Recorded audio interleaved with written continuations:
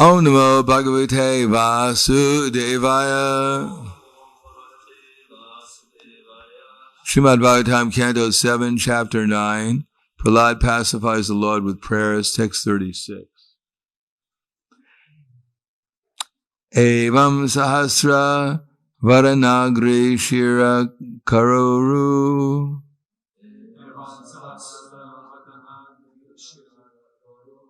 Evam sahasra varanagri shira karoru. Nasadya karna nayana parana yudadyam.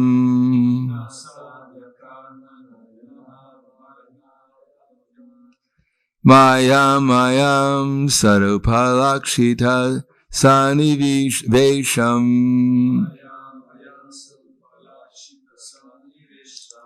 Jeshva mahapurusha ap mudam varincha.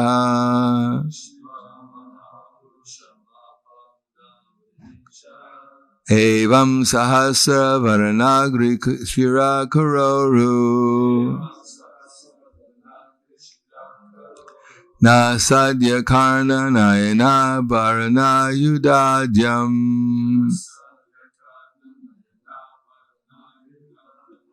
Mayam sarupalakshita sanivesham.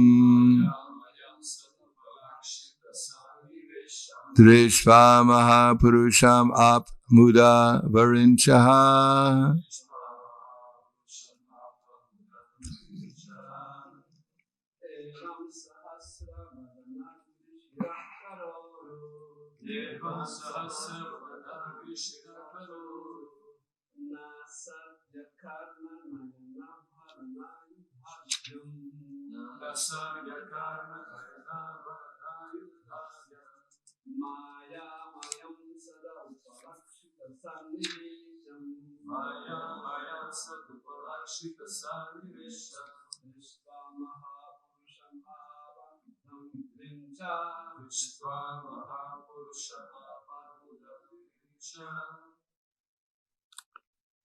Madre.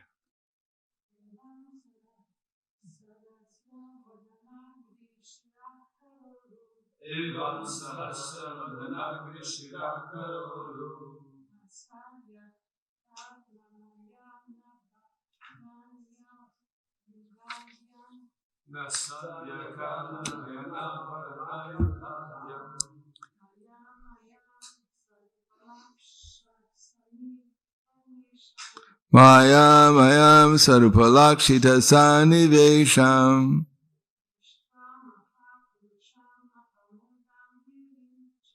Drishva mahapurusham apyambudam mudurinchaha. Evam, in this way, sahasra, thousands and thousands. Varana, faces. Angri, feet. Shira, heads. Kara, hands. Uru, thighs. Nasha, adya, noses, etc. Karna, ears. Nayana, eyes. Abharana, varieties of ornaments. Ayudam, varieties of weapons. Adyam, endowed with. Mayam, all demonstrated by unlimited potency. Sat upalakshita, appearing in different symptoms. Sanivesham, combined together. Drishva, seeing. Mahapurusham, the Supreme Personality of Godhead. Up, I guess in Sanskrit it would be apa, achieved. Mudam, transcendental bliss. Varinchaha, Lord Brahma. Translation and purport by His Divine Grace, A.C. Bhaktivedanta Swami Srila Prabhupada. Lord Brahma could then see you possessing thousands and thousands of faces, feet, heads, hands, thighs, noses, ears, and eyes. You were very nicely dressed, being decorated and bedecked with varieties of ornaments and weapons. Seeing you in the form of Lord Vishnu, your symptoms and form being transcendental, your legs extending from the lower planets, Lord Brahma achieved transcendental bliss. Purport. Lord Brahma, being completely pure, could see the original form of the Lord as Vishnu, having many thousands of faces and forms. This process is called self-realization. Genuine self-realization consists not only of perceiving the impersonal effulgence of the Lord, by seeing face to face the transcendental form of the Lord. As distinctly mentioned here, Lord Brahma saw the Supreme Lord as Mahapurusha, the Supreme Personality of Godhead. Arjuna also saw Krishna in the same way. Therefore he told the Lord, Param Brahma Param Dhamma Pavitram Paramam Bhavan Purusham Shasvatam Divyam. You are the Supreme Brahman, the ultimate, the supreme abode and purifier, the absolute truth and the eternal divine person. The Lord is Parama Purusha, the supreme form, Purusha Shasvatam. He is everlastingly the supreme enjoyer. It is not that the impersonal Brahman assumes a form. On the contrary, the impersonal Brahman effulgence is an emanation from the supreme form of the Lord. Upon being purified, Brahma could see the supreme form of the Lord. The impersonal Brahman cannot have heads, noses, ears, hands, and legs. This is not possible, for these are attributes of the Lord's form. The word Maya Mayam means spiritual knowledge. This is explained by Madhvacharya. Maya Mayam Jnana Sarupam. The word Maya Mayam, describing the Lord's form, should not be taken to mean illusion. Rather, the Lord's form is factual, and seeing this form is the result of perfect knowledge. This is confirmed in Bhagavad Gita. Bhavanam Jamanamante Jnanamamam Prapadyate. The word Jnanavan refers to one who is perfectly in knowledge. Such a person can see the personality of Godhead, and therefore he surrenders unto the Lord. The Lord being symptomatized by face, nose, ears, and so on, is eternal. Without such a form, no one can be blissful. The Lord, however, is Satchitananda Vigraha. As stated in the Shastra, Ishvara Parama Krishna Satchitananda Vigraha. When one is in perfect knowledge, transcendental bliss, he can see the Lord's supreme form, Vigraha. In this regard, Srila Madhvacharya says, Gandakya Devata Yadvat Prithivim Yapya Tishtati Evam Vyaptam Jagat Vishnum Brahmatma Stam Darshaha. The Darshaha. Lord Brahma saw that as aromas and colors spread throughout the earth, the Supreme Personality of Godhead pervades the cosmic manifestation in a subtle form.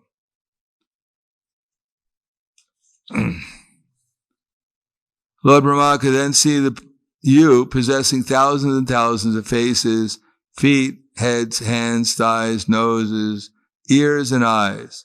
You were very nicely dressed, being bedecked with varieties of weapons, ornaments and weapons. Seeing you in the form of Lord Vishnu, your symptoms and form being transcendental, your legs extending from the lower planets, Lord Brahma achieved transcendental bliss.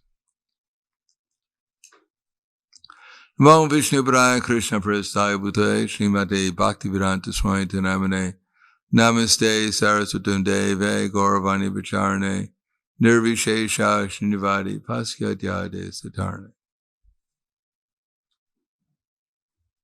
Again, it describes something beyond our experience.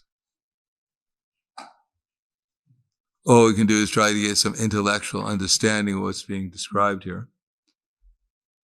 In the Bhagavad Gita, Krishna describes different universal forms.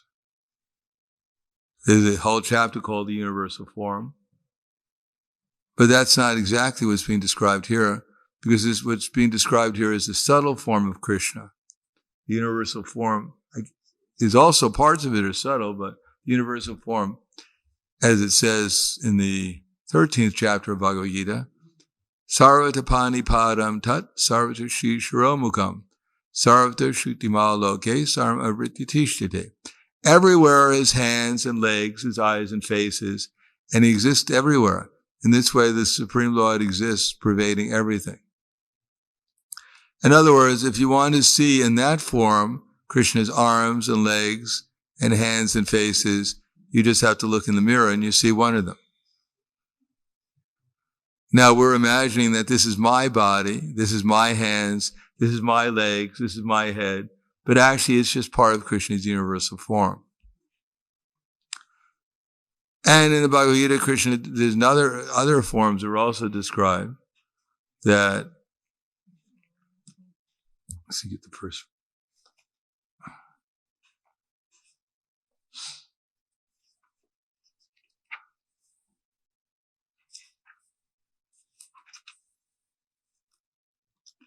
Aneka vatra nayanam, aneka bhuta darshanam, aneka divya bharanam, divya neko ditayudam, divya malam balam varam, divya gandham alepanam, sarvasrayamayam devam, ananta vishvato mukam. Divya sura sahasrasyaha, bhavadyugata udita, idiva sasrishi sasyat, vasyas tasya mahatmanaha. Arjuna saw in that universal form unlimited mouths, unlimited eyes, unlimited wonderful visions. This form was decorated with many celestial ornaments and bore many divine upraised weapons. He wore celestial garlands and garments, and many divine scents were smeared over his body. All was wondrous, brilliant, unlimited, all expanding. If hundreds and thousands of suns were to rise at once into the sky, their radiance might resemble the effulgence of the Supreme Person in that universal form. So this is getting a little closer to what's being described here. If it's not the same thing, I don't know. Because it described that when Krishna went to talk peace with Duryodhana, he was a demon, to be frank. I guess more polite way. He was an asura.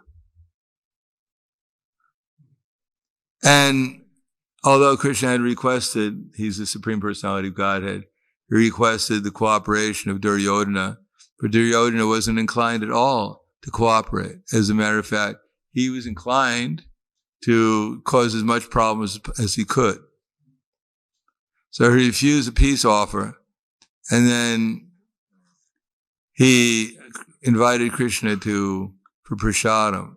Well, so-called prasadam. Krishna refused. He wouldn't eat anything there. So then Duryodhana pulled it. Then Krishna showed his some universal forms. But Duryodhana wasn't impressed at all.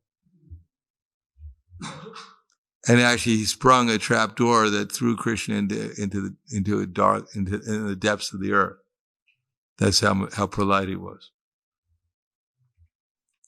Of course, Krishna got out of the trap. And then he went to Vidura's house. So, he was a real demon, Duryodhana. Of course, that was one version of the Mahabharata. We can't trust them all. But in any case, Krishna did show various universal forms, as Prabhupada says in the Srimad Bhagavatam. But that wasn't the same universal form as Krishna showed to Arjuna on the battlefield of Kurukshetra. So it appears that Krishna has quite a number of forms, unlimited forms, Ananta Rupam. And which one is being displayed? Well, we'd have to get a snapshot and compare them to be able to say definitely this is exactly. We don't know whether it's exactly the same universal form or not. All we can know is what's within our experience, and luckily our experience is not so unlimited that we're not confused, because there's nothing to be confused about. All you can see is that according to Bhagavad Gita, that these hands and legs that I think are mine actually belong to Krishna. And that me, the little tiny soul within the body, I have a choice. I can use these hands and legs and eyes and faces, whatever there exists. Well, of course, I don't have so many faces. Of course, I can make faces.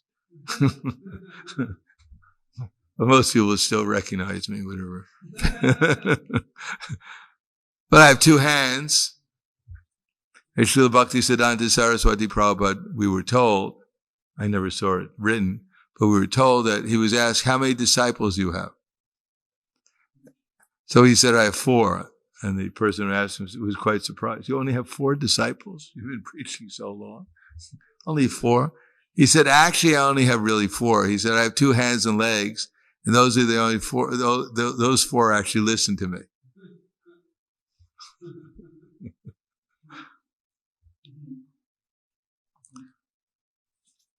So the point is that if we want to control anything in this world, if we want to identify ourselves as a controller, first of all, we have to control our hands and legs. If we can't do that, what's the question of controlling anyone else? And actually, we can't control our hands and legs because they don't belong to us. They belong to Krishna. Krishna is completely in control of them. And in his form of time, although we may say I'm moving my hands and legs in the course of time, I won't even be here to move these hands and legs. They won't even be here anymore. So to claim that I am these hands and legs, or I'm controlling them, is not correct. Anaditva prakrite kriyamanani gunai karmani sarvashaha ahankara vimudatma kartaham iti manyate. The foolish, bewildered by the 3 modes of material nature, consider themselves the cause of the activities which are actually carried out by the modes of material nature. Let's get the right translation here. Prakrite kriyamanani gunai karmani sarvashaha ahankara vimudatma kartaham iti. Bewildered by the 3 modes of material nature, the foolish identify themselves as the doer of activities which are actually carried out by the modes of nature. Not exactly. I even forgot what it is, what the chapter is. Prakrite kriya, it should be around 7. What's that? 327.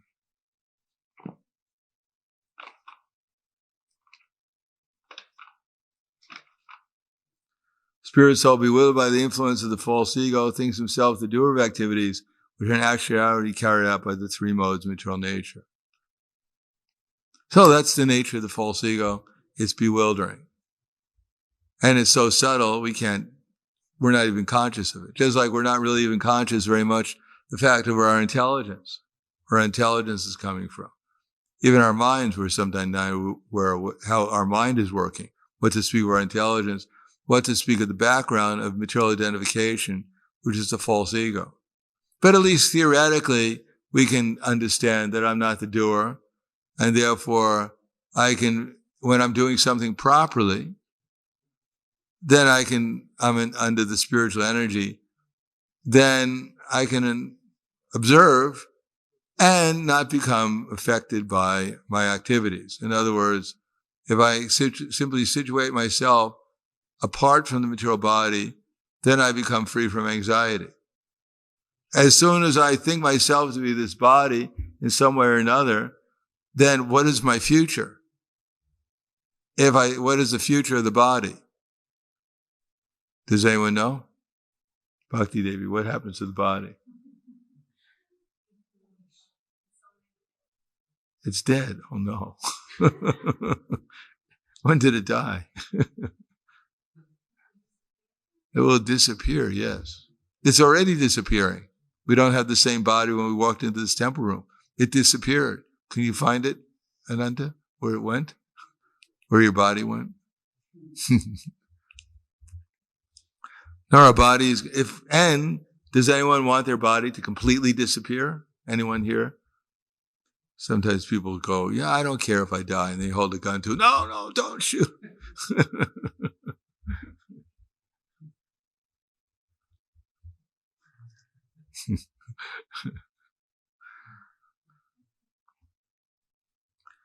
No one wants to leave their body. Everyone is in love with their body in the material world.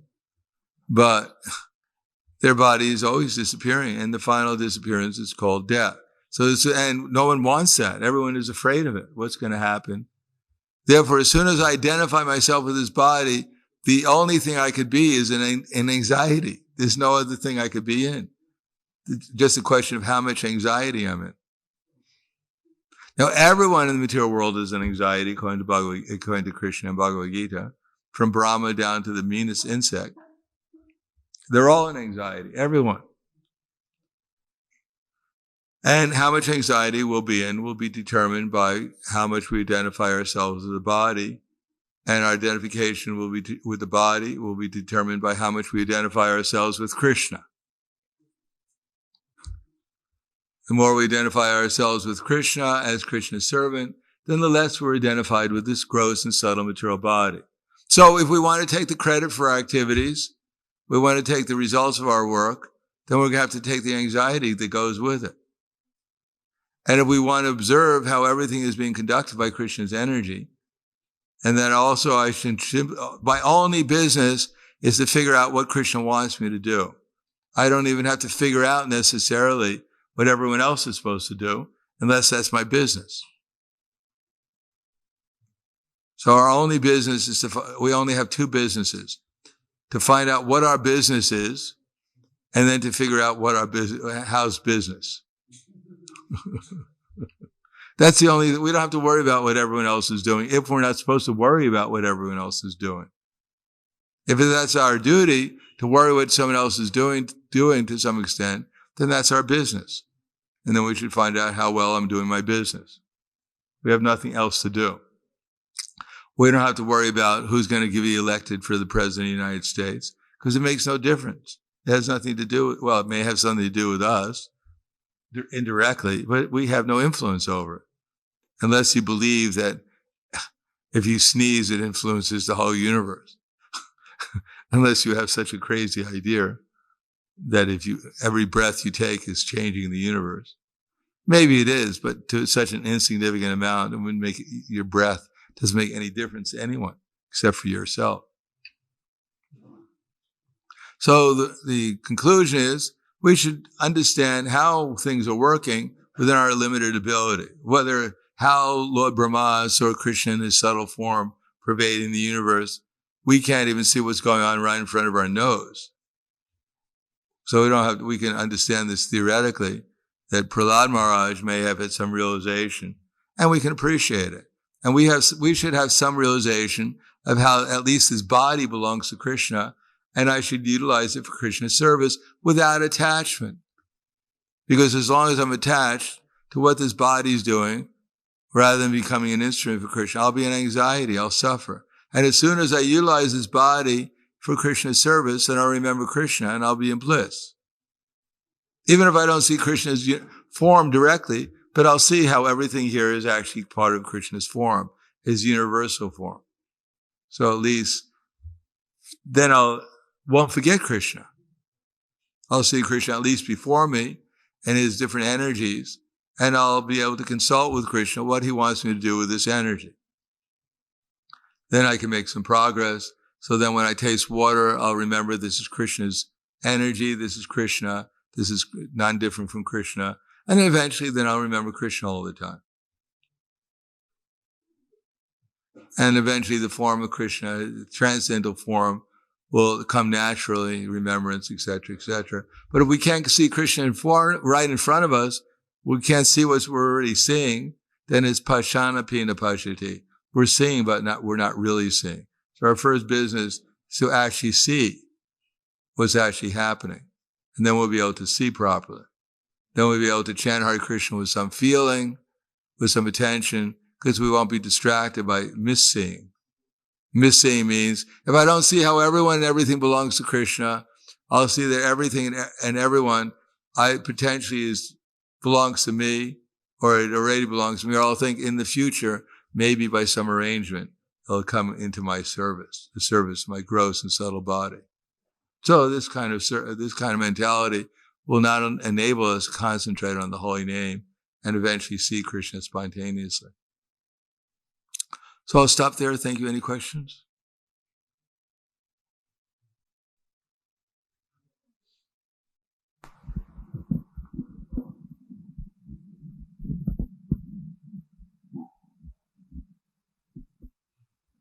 Someone should say something because Krishna says, I'm the sound and ether. So, Krishna's disappeared.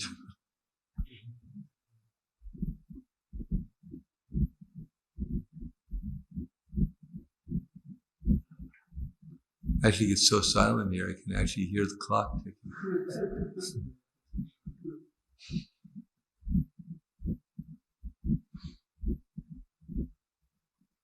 Let's have 5 minutes of silence.